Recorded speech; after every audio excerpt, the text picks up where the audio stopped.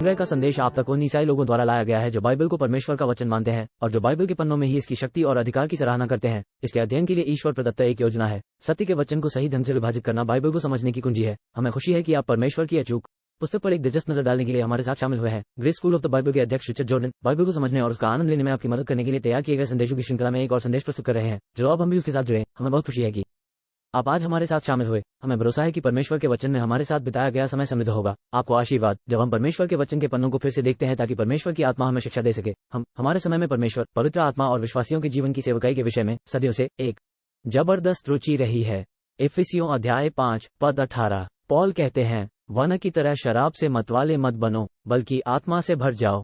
और आत्मा से भरे जाने का मुद्दा एक आम चर्चा है और विशेष रूप से टीवी और रेडियो और मीडिया पर प्रचारकों द्वारा, और वे इस बारे में बात कर रहे हैं कि परमेश्वर की आत्मा उन्हें भर दे और परमेश्वर की आत्मा उनका मार्गदर्शन करे और परमेश्वर की आत्मा उन्हें सशक्त करे। और पवित्र परमेश्वर की आत्मा ने मुझसे बातें की और उस तरह की सभी बातें हुई। और ये है जब आप ये सुनते हैं तो आप आश्चर्यचकित हो जाते हैं। ये लगभग ऐसा है जैसे कि यह एक प्रकार का रहस्यमय जादू टोना जैसी चीज चल रही है। और जिस समय में हम रह रहे हैं 21वीं सदी में, आप जानते हैं 90 के दशक के अंत में, 2 के दशक के शुरू में क्रिश्चियनिटी टुडे द्वारा एक पत्रिका का कवर निकाला गया था और उस पर ओ के अनुसार सुसमाचार लिखा था और ओपरा था।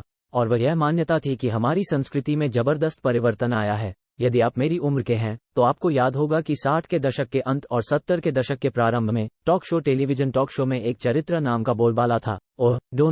फिल डोनह्यू एक घोर भौतिकवादी थे और उनका पालन पोषण रोमन कैथोलिक परिवार में हुआ था। लेकिन वह एक ऐसा आदमी था जो वास्तव में भौतिकवाद, लगभग नास्तिकता की हद तक पर था। लेकिन ये तो नितांत भौतिकवाद था। वह वही व्यक्ति है जिसने ईश्वर से पूछा था। फ्रांसिस शेफर ने उसे अपने टीवी कार्यक्रम में बुलाया था और डॉक्टर शेफर से पूछा था, आप जानते हैं क्या ईश्वर ईसाई है? खैर देखिए, आप ऐसा सवाल नहीं पूछते। शेफर ने कहा, सही बात यह है कि नहीं कहा गया, परमेश्वर मेरा मतलब है नमस्ते, आप जानते हैं, जागो, वूहू, कुकू, आप जानते हैं। लेकिन लोग ऐसा क्यों करते हैं? क्योंकि वे मजाक उड़ाते हैं, इसलिए। और आप इस बात से आगे बढ़ते हैं कि कोई ईश्वर नहीं है, इसमें कोई चमत्कार नहीं है। आधुनिकता, वहाँ पूरा विचार यही था कि यह सब कुछ है, ये सब कुछ भी चमत्कारी और जादू टोना है। ऐसा माना जाता है कि आइंस्टीन ने कहा था कि उनका मानना है कि ऐसा है। आप जानते हैं, जब आप ब्रह्मांड का अध्ययन करते हैं तो निश्चित रूप से ब्रह्मांड में मनुष्य से भी बड़ी कोई शक्ति काम कर रही होगी। लेकिन यदि आप ऐसे ईश्वर के बारे में बात कर रहे हैं जो समय पर हस्तक्षेप करता है, प्रार्थनाओं का उत्तर देता है, चमत्कार करता है, नहीं, मैं ऐसे ईश्वर में विश्वास नहीं करता। दूसरे शब्दों में, एक व्यक्तिगत ईश्वर। लेकिन आजकल और 60 और 70 के दशक में जब मैं कॉलेज में था, हमने सेवकाई में काम करना शुरू किया। आप बाहर निकले और आपको चमत्कार को बनाए रखने के लिए और कुछ को बनाए रखने के लिए लड़ना पड़ा। ओपरा के साथ अब चीजों का एक आध्यात्मिक पक्ष भी है। ये सब बदल गया है। ओपरा के साथ ये लोकप्रिय हो गया, ये फैशनेबल हो गया, अलौकिकता में विश्वास करना उचित हो गया। अब ओपरा का धर्म निश्चित रूप से चीजों के आध्यात्मिक पक्ष में विश्वास करना है कि जीवन का एक आध्यात्मिक आयाम है और एक आध्यात्मिक प्रकृति है जिसके साथ आपको संपर्क में आने की आवश्यकता है और आपको अपने आध्यात्मिक पक्ष के साथ संपर्क में आने की आवश्यकता है, न कि बाइबल के ईश्वर के साथ। इसलिए वो बाइबल के ईश्वर को छोड़कर हर किसी के ईश्वर के प्रति खुली है। लेकिन आज दुनिया ऐसी ही है। दुनिया आधुनिकता के बुद्धिवाद से निकलकर ईसाई धर्म के बाद के बुतपरस्ती के युग में पहुंच गई है, जहां कोई भी परमेश्वर नहीं बल्कि सभी प्रकार के परमेश्वर हैं। हम अलौकिक को पहचानते हैं, इसीलिए अब टीवी पर ये सब चीजें हैं जिन्हें हर कोई पसंद करता है। आप जानते हैं, द वॉकिंग डेड और ज़ॉम्बी और पिशाच और ये सब, आप जानते हैं, सभी अलौकिक और सुपरहीरो और वो सब चीजें, क्योंकि अब लोग इस बात पर विश्वास करने लगे हैं कि यह ठीक है। और जब लोग चर्च में आत्मा से भरे होने के बारे में बात करना शुरू करते हैं तो ये लगभग उस रहस्यमय जादू टोना, अध्यात्मवाद और प्रेतात्मवाद जैसा है जो वहां मौजूद है। और फिर वे उन विचारों को लेते हैं और उन्हें इस तरह की आयत में ले आते हैं जब पॉल कहता है, आत्मा से भर जाओ, और ये लगभग वैसा ही है जैसे कि यह जादू टोना हो। तो मेरे पास जो प्रश्न है वह यह है कि क्या हमें वास्तव में इसकी आवश्यकता है? क्या हम वास्तव में ऐसा होना चाहते हैं? क्या हमें सचमुच आत्मा से भरे जाने की जरूरत है? क्या ये किसी बात को लेकर इतना शोर है या फिर कुछ नहीं को लेकर इतना शोर है? और इसमें बड़ी समस्या तब आती है जब आप इफिसियों के 5वें अध्याय की 18वीं आयत को लेते हैं और आप इसकी तुलना प्रेरितों के काम के अध्याय 2 से करते हैं, क्योंकि जब पिन्तेकुस्त का दिन आया, प्रेरितों के काम के अध्याय 2 की 4वीं आयत में कहा गया है, और वे सब पवित्र आत्मा से भर गए और अन्य भाषाएं बोलने लगे जैसा आत्मा ने उन्हें बोलने की शक्ति दी थी। पिन्तेकुस्त के दिन जब पवित्र आत्मा आया तो वे भर गए। इसका प्रमाण जो सब देख सकते थे वह ये था कि आत्मा ने उन्हें बोलने की शक्ति दी और वे अन्य भाषाएं बोलने लगे। और इसलिए अन्य भाषा बोलने वाली भीड़ कहती है, ठीक है, देखो, जब हम अपनी अन्य भाषा बोलने की दिनचर्या करते हैं तो ये पवित्र आत्मा के हमारे भीतर भरने का प्रमाण है। और जब आप आत्मा से भर जाते हैं तब आपके पास अन्य भाषाओं में बोलने का प्रारंभिक प्रमाण होगा। और यही वो बात है जिसके बारे में पौलुस बात कर रहा है जब वो कहता है कि जब दाखस अधिक हो जाए तो मतवाले मत बनो, परंतु आत्मा से परिपूर्ण हो जाओ। वो पिन्तेकुस्त के दिन जो हुआ उसके विषय में बात कर रहे हैं। समस्या यह है कि जब आप पिन्तेकुस्त के दिन पर वापस जाते हैं और जो कुछ घटित होता है उसकी जांच करते हैं तो आप कभी भी उसे जीव में घटित होते हुए नहीं पाते हैं। बातचीत आंदोलन, तो आप पाते हैं कि जीव से बोलने वाले आंदोलन में कुछ ऐसा चल रहा है कि उन्हें अध्याय 2 में वापस जाने के लिए मजबूर होना पड़ता है। और जब उन्होंने उदाहरण के लिए दूसरे प्रेरितों के अध्याय में अपनी सारी संपत्ति ली और उसे बेच दिया और प्रेरितों के चरणों में रख दिया। ये अजीब से बात करना है। प्रचारकों को शायद ये पसंद आएगा, लेकिन वे इसे ज्यादा समय तक पसंद नहीं करेंगे, क्योंकि यदि आप अपना सब कुछ बेचकर उन्हें दे देंगे तो वे उसे खर्च कर देंगे। वे अगला गुच्छा कहां से लाएंगे? अगले 2 में वे ऐसा क्यों करते हैं? क्योंकि यीशु ने लूका 12:33 में उनसे कहा था, जो कुछ तुम्हारे पास है उसे बेच कर दे दो, दान दें, इसे गरीबों को दे दो। वे ठीक वही कर रहे हैं जो उस समय कार्यक्रम का उद्देश्य था। सबसे बड़ा जेसी ओ हेयर ने चर्च की महान भूल नामक पुस्तक लिखी और उन्होंने कहा, चर्च मसीह के शरीर ने जो सबसे बड़ी गलती की है वह यह सोचना है कि पेंटेकुस्त चर्च मसीह के शरीर का जन्मदिन है। सुनिए, प्रेरितों के काम की पुस्तक कोई आध्यात्मिक कहानी की किताब नहीं है जिसमें प्रेरणादायक कहानियों का एक समूह हो जो ये बताए कि आरंभिक विश्वासियों ने पवित्र आत्मा की शक्ति से क्या क्या हासिल किया। प्रेरितों के काम की पुस्तक में ये सब नहीं है। ये बाइबल की महान व्यवस्था संबंधी पुस्तकों में से एक है। वास्तव में प्रेरितों के काम की पुस्तक आज मनुष्यों के साथ परमेश्वर के व्यवहार को समझने की कुंजी है, इस अर्थ में कि यह इसराइल के साथ परमेश्वर के व्यवहार से लेकर मसीह की देह के सदस्यों के रूप में हमारे साथ उसके व्यवहार तक के संक्रमण की पुस्तक है। और कहीं भी आप इसे अधिक स्पष्टता से नहीं देख सकते जब इसका संबंध आत्मा से परिपूर्ण होने से हो। पकड़ना, यदि आप चाहें तो मेरे साथ इब्रानियों अध्याय संख्या 1, इब्रानियों अध्याय संख्या 2 पर आइए। मत्ती, मरकुस, लूका और यूहन्ना में हमारे प्रभु की पार्थिव सेवकाई में आपके पास मसीह की पार्थिव सेवकाई है। फिर उन पुस्तकों के अंत में यीशु मसीह क्रूस पर मर जाता है और वह वापस स्वर्ग में चला जाता है। फिर आपके पास प्रेरितों के काम की पुस्तक है और प्रेरितों के काम की पुस्तक में स्वर्ग से प्रभु यीशु मसीह पवित्र आत्मा को राष्ट्र पर वापस भेजता है। प्रेरितों की पुस्तक में इसराइल का वर्णन है। अब ये सेवकाई जो आगे बढ़ाई गई है, मत्ती, मरकुस, लूका और यूहन्ना, प्रेरितों के काम की पुस्तक। आपके पास यहाँ पर कलीसिया है, मसीह की देह है। आज हम इसी का हिस्सा है। लोग कहते हैं, ठीक है, ये सब यहीं से शुरू हुआ और जो कुछ यहाँ हो रहा है वह चर्च अर्थात मसीह का शरीर बन गया और इसलिए पेंतेकुस्त कलीसिया अर्थात मसीह की देह के जन्मदिन का उदाहरण है। और इसलिए आज हम जो कुछ भी करते हैं उसकी जड़ें यही होनी चाहिए। ये तो साफ बकवास है। ये धार्मिक परंपरा है जिसका धर्मग्रंथ के पाठ से कोई लेना देना नहीं है। इब्रानियों अध्याय संख्या 2 को देखिए। यहाँ पवित्र शास्त्र का एक अंश दिया गया है, आराम करना। अब मैंने ये सब आपका ध्यान आकर्षित करने के लिए कहा, आराम करें और कविता को आपसे बात करने दें। इब्रानियों 2:3, यदि हम इतने महान उद्धार की उपेक्षा करें तो हम कैसे बचेंगे? मुझे सुनने वाला प्रत्येक व्यक्ति जो कभी सुसमाचार संबंधी सभाओं और कलीसियाओं में गया है उसने श्लोक का प्रचार ऐसे ही होते सुना है। हमें कैसे बचना चाहिए? हम इतने महान उद्धार की उपेक्षा करते हैं और इस पर महान सुसमाचार संदेश प्रचारित किए गए हैं, लेकिन अच्छा उपदेश हमेशा अच्छा बाइबल अध्ययन नहीं बन पाता, क्योंकि देखिए वो किस उद्धार की बात कर रहा है। यदि हम उस महान उद्धार की उपेक्षा करें जिसके विषय में सर्वप्रथम प्रभु ने कहा था, तो हम कैसे बचेंगे? इब्रानियों की पुस्तक में जिस उद्धार की वो बात कर रहे हैं वही उद्धार है जिसके बारे में प्रभु यीशु मसीह ने मत्ती, मरकुस, लूका और यूहन्ना में प्रचार करना शुरू किया था। उन्होंने अपने बाद उस सेवकाई को आगे बढ़ाने के लिए 12 प्रेरितों को प्रशिक्षित किया था। अपनी अनुपस्थिति में उन्होंने चर्च का गठन किया। छोटा झुंड यहाँ वापस आ गया है। अरे डरो मत छोटे झुंड, तुम्हारे पिता को तुम्हें राज्य देने में प्रसन्नता हुई है। इसका संबंध इस तथ्य से है कि यीशु मसीह पुनः वापस आएंगे और पृथ्वी ग्रह पर अपना राज्य स्थापित करेंगे। वह कहते हैं, स्वर्ग की कसम मत खाओ क्योंकि वह परमेश्वर का पद पीठ है। यरूशलेम की शपथ मत खाओ क्योंकि वह महान राजा का नगर है। वो एक वास्तविक, भौतिक, दृश्यमान सांसारिक राज्य की स्थापना करने जा रहा है जहां नम्र लोग पृथ्वी और राज्य के वारिस होंगे। राजा यरूशलेम शहर से लेकर पृथ्वी पर इसराइल राष्ट्र तक फैलेंगे। ये परमेश्वर का वादा था। यीशु मसीह खतना किए हुए लोगों के सेवक के रूप में आए ताकि पूर्वजों से की गई प्रतिज्ञाओं की पुष्टि कर सके और वह सत्यों को, उन प्रतिज्ञाओं को लेता है जो परमेश्वर ने यहाँ भविष्यवाणियों के शास्त्रों में की थी और सभी भविष्यवाणियां जो संसार के आरंभ से सभी पवित्र भविष्यद्वक्ताओं के मुख से कही गई थी। यीशु मसीह आया और उन बातों की पुष्टि की और यह उस उद्धार से संबंधित था जो उन भविष्यवाणियों की पूर्ति में यहाँ आने वाला था और अपना राज्य स्थापित करने, इसराइल को छुड़ाने और छुड़ाए हुए इसराइल के माध्यम से अपने उद्धार को पृथ्वी के राष्ट्रों तक ले जाने वाला था। यही वो उद्धार है जिसके विषय में आप मत्ती, मरकुस, लूका और यूहन्ना में पढ़ते हैं। मत्ती, मरकुस, लूका और यूहन्ना सभी क्रूस से पहले के हैं। वे सभी यीशु मसीह व्यवस्था के अधीन बनाए गए हैं। वो इसराइल का मसीहा और उद्धारक है। अब हम कैसे बचेंगे यदि हम उस महान उद्धार की उपेक्षा करें जिसकी चर्चा प्रभु ने की थी? अब पढ़ते रहो और उसे सुनने वालों के द्वारा हमें इसकी पुष्टि मिली और परमेश्वर ने भी चिन्हों और अद्भुत कामों और नाना प्रकार के सामर्थ्य के कामों और पवित्र आत्मा के वरदानों के द्वारा उनकी गवाही दी के अनुसार वो किस बारे में बात कर रहा है?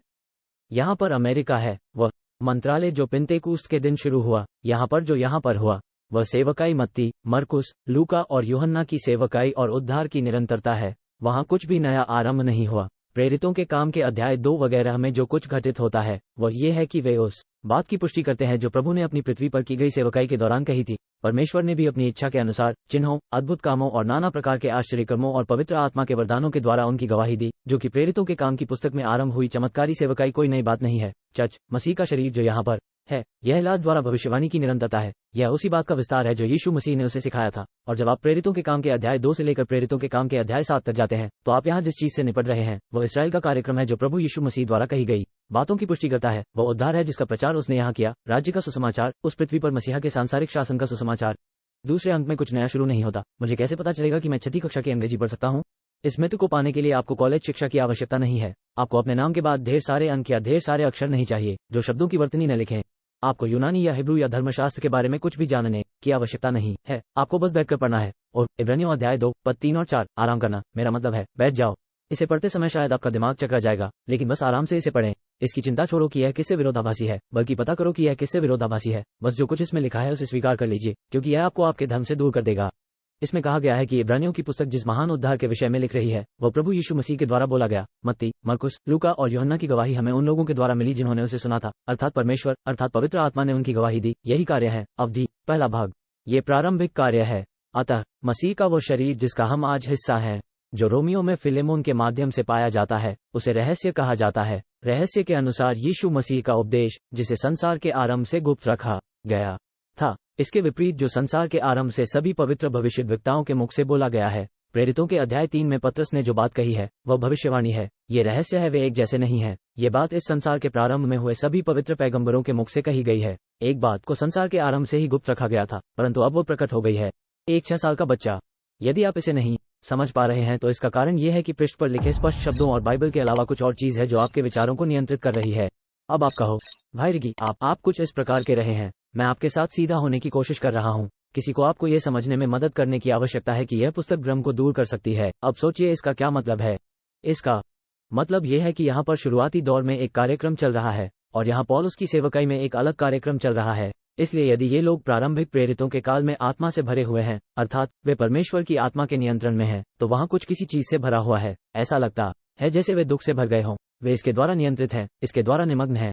यदि यहाँ पर ये लोग पवित्र आत्मा से भरे हुए हैं और अन्य भाषाएं बोलते हैं, और पौलुस कहता है यहाँ पर आत्मा से भर जाओ, और कोई आता है और कहता है ठीक है, मैंने सब कुछ एक जैसा ही देखा। आप जानते हैं वे एक जैसे नहीं हैं, क्योंकि आपने अभी सीखा और पढ़ा और एक अंश देखा जो कहता है कि यहाँ पर यह कार्यक्रम मसीह का शरीर वह नहीं है जो पिन्तेकुस्त के दिन चल रहा था। परमेश्वर ने पिन्तेकुस्त के दिन मसीह की देह की शुरुआत नहीं की थी। यह भविष्यसूचक कार्यक्रम है। प्रेरितों के काम अध्याय 2 को देखिए।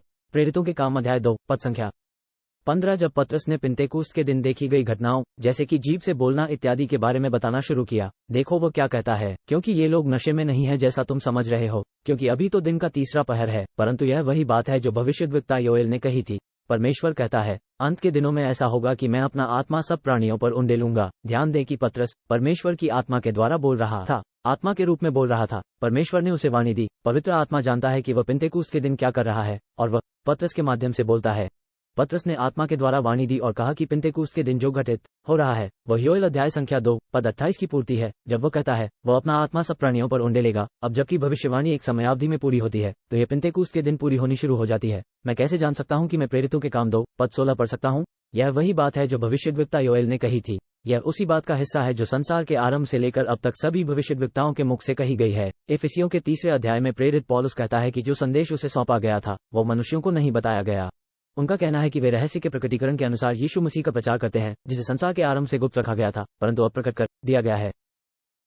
ठीक है, यदि यही वो बात है जिसके बारे में योएल जानता था, जिसके बारे में उसने भविष्यवाणी की थी, और यह ऐसी बात है जिसके बारे में जोएल नहीं जानता था, जिसके बारे में उसने भविष्यवाणी नहीं की थी, वे एक जैसे नहीं है। मुझे इसकी परवाह नहीं है कि आपने कितनी धर्मशास्त्र की पुस्तकें पढ़ी है जो कहती है कि वे हैं। कितने प्रचारक इस बात पर जोर देते हैं कि वे हैं। आपकी संदर्भ बाइबल कितनी बार कहती है कि वे हैं। आप समझते हैं कि वे नहीं हैं। इसलिए वहां पर आत्मा का भरना और यहाँ पर आत्मा का भरना पूरी तरह से अलग अलग चीजें हैं। यहाँ जो अध्याय 2 में है उसे कोई नहीं खोज रहा था। वे यरूशलेम में जाकर रुके और तब वे वहां थे। पवित्र आत्मा एक शक्तिशाली तेज हवा के रूप में आया और फिर वे सभी पवित्र आत्मा से भर गए, और इसका परिणाम ये हुआ कि वे बाहर गए और प्रचार करने लगे। वे इसी की प्रतीक्षा कर रहे थे जब पिन्तेकुस्त का दिन पूरा आया। इसमें टाइपोलॉजी की एक श्रृंखला है। इसराइल में त्योहारों की एक श्रृंखला होती है। फसह का पर्व मसीह के क्रूस पर पूरा हुआ था। अब प्रथम फल पिन्तेकुस्त का दिन था, और उस दिन 50 दिन बाद और प्रथम फल के बाद उस दिन जब ये पूरी तरह से आ गया था, वे पवित्र आत्मा से भर गए ताकि वे बाहर जा सकें और प्रभु यीशु मसीह के पुनरुत्थान की गवाही दे सकें। जो कुछ किया जा रहा है वह इजराइल के लिए इजराइल के कार्यक्रम को पूरा करना है। अब मेरे साथ इफिसियों 5 पर वापस आइए। एक बार जब आप इसे समझ जाते हैं तो असली सवाल यह है कि इफिसियों 5वां अध्याय किस बारे में बात कर रहा है जब वह कहता है पवित्र आत्मा से भर जाओ। यदि यह पिन्तेकुस्त के दिन की चमत्कारी वस्तु नहीं है तो यहाँ क्या है?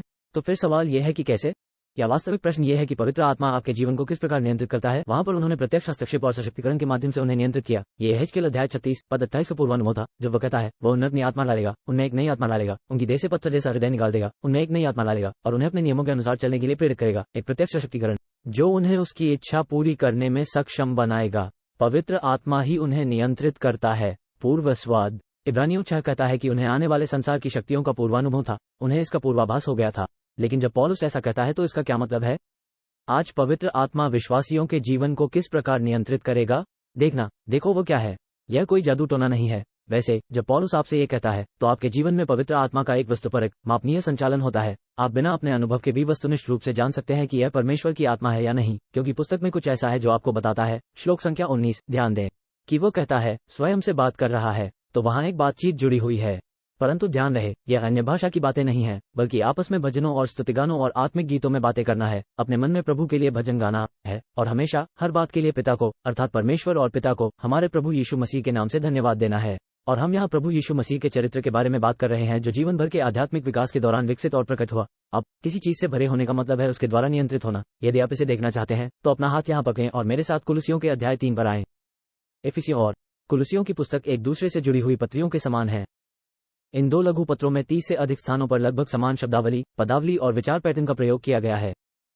कोई एक रास्ता तय करेगा, कोई दूसरा रास्ता तय करेगा। देखिए कि इफिसियों अध्याय 5 की 18वीं आयत में वह ऐसा कैसे करता है। जब वह कहता है आत्मा से परिपूर्ण हो जाओ, अपने जीवन को परमेश्वर की आत्मा द्वारा नियंत्रित होने दें, इसका परिणाम यह होगा कि आप स्वयं से भजनों, स्तुतियों और आध्यात्मिक गीतों के माध्यम से बात करेंगे। आप सदैव परमेश्वर और पिता को धन्यवाद देते रहेंगे। श्लोक 21 तुम एक दूसरे के प्रति समर्पित होगे, और फिर वो तुम्हें पत्नियों की निर्धारित सामाजिक व्यवस्था देता है। श्लोक 22 पति। श्लोक 25 बच्चे।